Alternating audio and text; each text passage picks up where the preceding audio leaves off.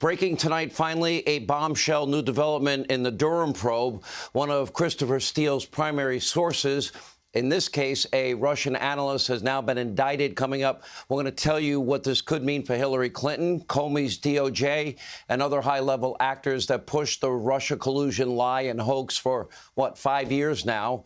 Now, indications are beginning to mount tonight that Durham may have figured this all out. A little late, but who should be worried tonight? Also, we begin tonight, Democrats around the country, they are still reeling from this major election loss on Tuesday in Virginia, New Jersey, around the country. By the way, even in New Jersey, the Republican candidate, Jack Ciattarelli, is within 2 points of the Democratic incumbent governor. No one has conceded to this point. And now Democratic infighting, it is boiling over. Democratic denial is even worse.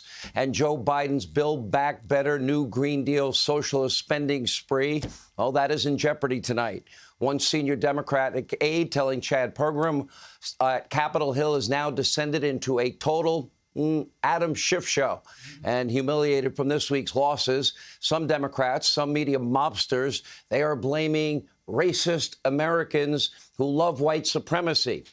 Well, that's a little hard to explain considering some of the wins that took place Tuesday, all while ignoring the historic election of, for example, Winsome Sears, who was on this show last night.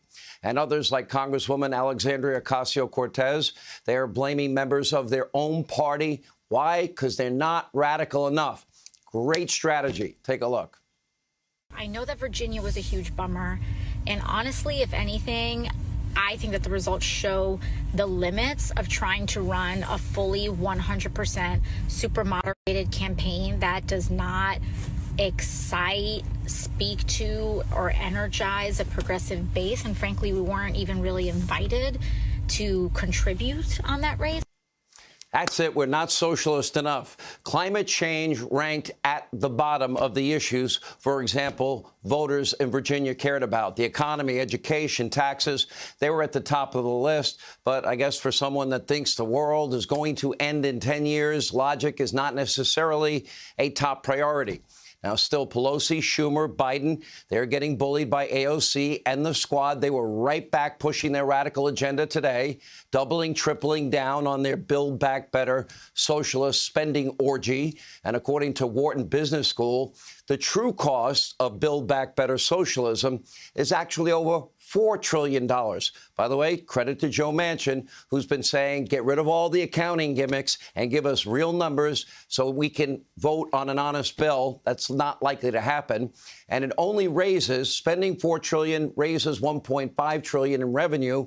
In other words, that'll be $3 trillion that would be printed or just added to the debt. And inflation, of course, will continue to skyrocket on top of the historic levels of inflation all of us are now experiencing and suffering through. Don't forget also record high energy prices, and pretty much everything you buy at every store you go to is much higher. And by the way, the plan calls for 185 times more spending on climate than on future pandemic preparedness. Does that make sense? Now, Senator Joe Manchin does not appear to be on board. He called the Virginia results a, quote, wake-up call. He's right. And today, Manchin tells fake news, CNN, that America is not a center-left country, but a center-right country. And Congress better take note. Take a look. We just have to work together. We can't go too far left. This is not a center-left or a left country. We are a center, if anything, as a little center-right country, and that's being shown. And we ought to be able to recognize that. And all of my friends on the left are progressives or liberals or whatever. I said, I'm not.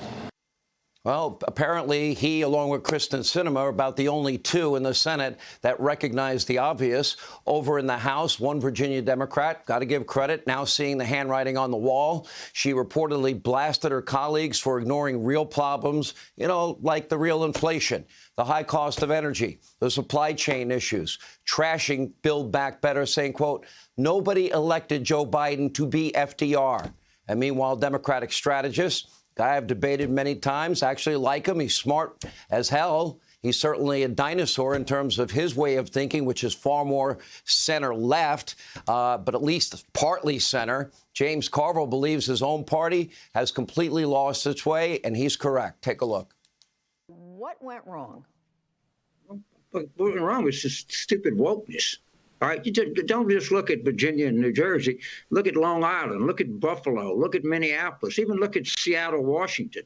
I mean, just defund the police, lunacy to take Abraham Lincoln's name off of schools. I mean, that people see that, and it's just really have a suppressive effect all across the country. The Democrats, some of these people need to go to a woke detox center or something. It's taken 30 years. I think I finally won James over. His words, stupid wokeness. Carville's right. The radical socialist woke base of that party, they rule the party. They're not going anywhere. In fact, they now rule the entire Democratic Party, and they do so with an iron fist. Now, Biden's woke DOJ, led by the far-left Merrick Garland, they're planning on issuing six-figure payments to certain illegal immigrants. Now, yesterday, a very bewildered and perplexed and befuddled Joe Biden denied that any such plan was in the works. As it turns out, Joe just wasn't in the loop, as usual. Today, his deputy press secretary said, yeah, Biden does actually support these payments. In other words, let me translate. Our own Peter Doocy was correct again. Take a look. The president is perfectly comfortable with the Department of Justice settling with the individuals and families who are currently in litigation with the U.S. government. You know, DOJ can obviously speak more to that process. Now, while you struggle with rising gas prices, rising food prices, rising housing costs, rising transportation costs, the Biden administration is cutting huge checks, $450,000 to illegal immigrants. They will be getting hundreds of thousands of dollars each out of your pocket.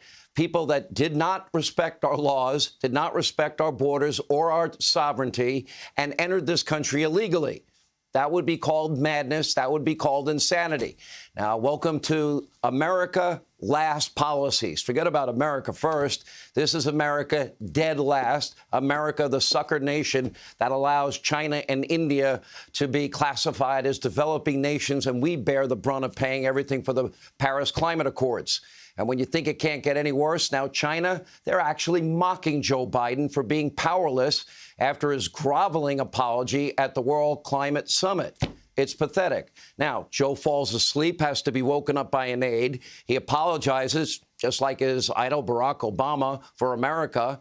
He has no clue, earthly clue at all, that his own State Department has a policy and is planning on paying illegal immigrants $450,000 each. And even after being denied repeatedly, he goes back again to beg OPEC and Russia to produce more oil. I keep telling you, Joe, all you have to do is ask Texas, Alaska, North Dakota, Oklahoma. They'll be more than happy to accommodate. But the bottom line is, Democrats, who are they hurting? The poor, the middle class. Oh, I thought nobody was going to pay a penny more if they made under $400,000 a year. Nope.